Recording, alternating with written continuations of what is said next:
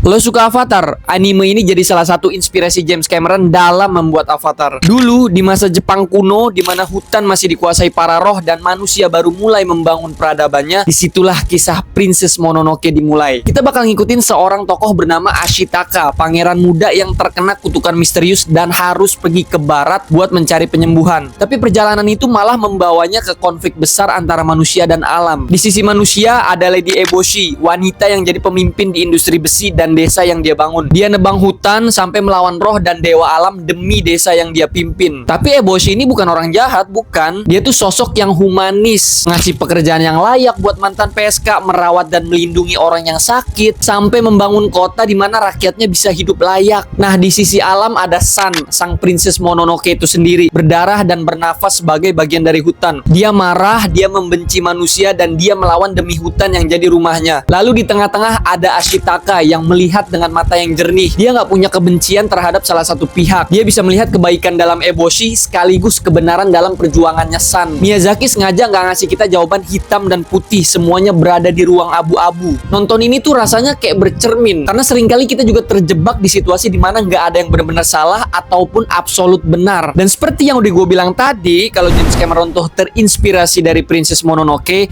ini bisa dilihat dari isu yang dibawa. Dinamika manusia dengan alam, cinta antara ras atau spesies, sampai perjuangan mempertahankan alam sebagai rumah yang ada di Avatar, semuanya lebih dulu ada di sini sebelum Pandora lahir. Princess Mononoke ngajarin kalau konflik nggak selalu soal menang atau kalah. Justru hidup itu seringnya tentang berdampingan di tengah perbedaan, tentang mengakui bahwa kemajuan manusia bisa jalan, tapi alam juga harus tetap bernafas. Miyazaki kayak mau bilang kalau kita pilih benci ya nggak akan selesai-selesai, tapi kalau kita bijak kayak Ashitaka, semuanya bisa berdampingan. Film ini rilis tahun 1997, tapi pesannya terasa lebih relevan sekarang saat isu lingkungan dan kerakusan manusia makin nyata, terutama di Indonesia ya. Princess Mononoke jadi semacam dongeng peringatan yang terasa menampar. Pada akhirnya Princess Mononoke bukan tentang siapa yang menang, tapi tentang gimana kita, manusia, bijak dalam menghadapi persoalan. Penyelenggara negara kita tuh seharusnya belajar dari Ashitaka, melihat dengan mata yang jernih tanpa ketamakan dan bijak dalam membuat keputusan, agar semua bisa hidup berdampingan, bukan malah menari di atas penderitaan.